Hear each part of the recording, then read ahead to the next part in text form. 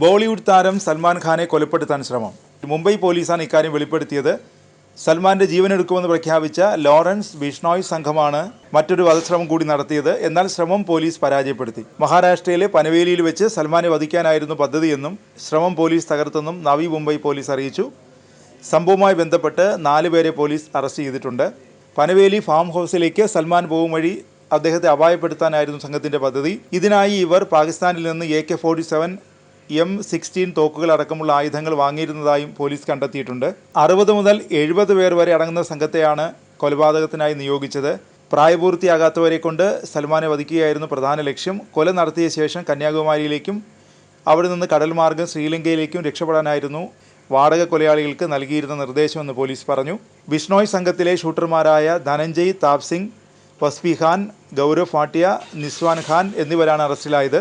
ഏപ്രിലും ബാന്ദ്രയിലെ സൽമാന്റെ വീട്ടിന് മുന്നിൽ ബിഷ്ണോയ് സംഘം ആക്രമണം നടത്തിയിരുന്നു. പുലർച്ചെ 4:55ഓടെ നടന്റെ വീട്ടിന് മുന്നിലേക്ക് ബൈക്കിലെത്തിയ 2 പേർ 3 തവണ ആകാശത്തേക്ക് വെടിയുതിർക്കുകയായിരുന്നു.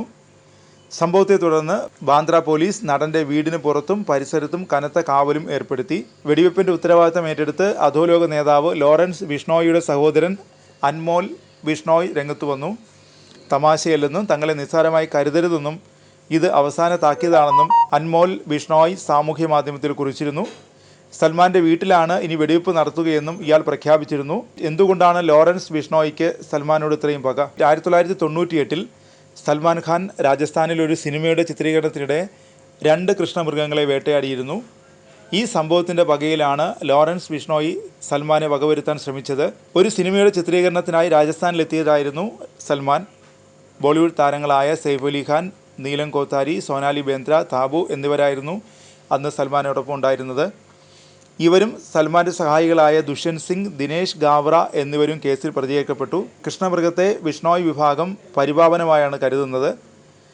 തങ്ങളുടെ ഗുരുവായ ജംബാജിയുടെ പുനർജന്മമായാണ് ഇവർ കൃഷ്ണമൃഗത്തെ കണക്കാക്കുന്നത്. പക്ഷിമൃഗാദികളെ വേട്ടയാടുന്നതും കൊലപ്പെടുത്തുന്നതും വലിയ പാപമായി ഇവർ കണക്കാക്കുന്നു. വന്യമൃഗങ്ങളെ വേട്ടയാടിയ കേസുകളിൽ പ്രതികൾക്ക് പരമാവധി ശിക്ഷ ലഭിക്കാൻ ബിഷ്ണോയികൾ ഇടപെടാറുമുണ്ട്. 1998 ഒക്ടോബർ 2-നാണ് സൽമാനെതിരെ ബിഷ്ണോയി വിഭാഗത്തിലുള്ള ഒരാൾ പോലീസിൽ പരാതി നൽകിയത്. 10 ദിവസത്തിന് ശേഷം സൽമാൻ അറസ്റ്റിലാവുകയും ജാമ്യത്തിലിറങ്ങുകയും ചെയ്തു.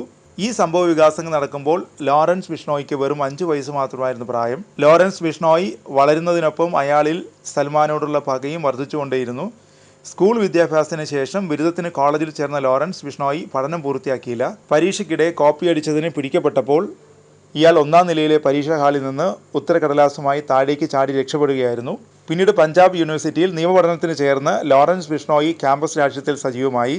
ഈ കാലഘട്ടത്തിൽ തന്നെയാണ് ഇയാൾ ഗോൾഡ് ബ്രാർ എന്നറിയപ്പെടുന്ന സതീന്ദർ സിംഗ് എന്ന അധോലോക അംഗവുമായി ചങ്ങാത്തത്തിലാകുന്നത്.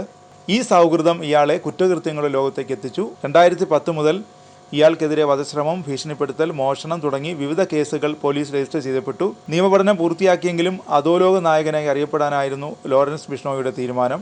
കൃഷ്ണമൃഗ വേട്ട കേസിൽ 20 വർഷങ്ങൾക്കിപ്പുറം 2018-ൽ സൽമാൻ ഖാൻ കുറ്റക്കാരനാണെന്ന് കോടതി വിധിച്ചു. വന്യജീവി സംരക്ഷണ നിയമപ്രകാരം 5 വർഷം തടവും 10,000 രൂപ പിഴയുമാണ് ജോധ്പൂർ കോടതി സൽമാൻ ഖാൻ വിധിച്ചത്. കേസിലെ മറ്റ് പ്രതികളെ വെറുതെ വിട്ടു. സൽമാന് പിന്നീട് ജാമ്യം ലഭിക്കുകയായിരുന്നു. അതേസമയം നിയമവ്യവസ്ഥയിൽ വിശ്വാസമില്ലാത്ത ലോറൻസ് കൃഷ്ണമൃഗത്തെ കൊന്നതിന് താൻ സൽമാനോട് പകരം വീട്ടുമെന്ന് ഭീഷണിപ്പെടുത്തിക്കൊണ്ടേയിരുന്നു. ഇത് ഇയാൾ പരസ്യമായി പറഞ്ഞിട്ടുമുണ്ട്.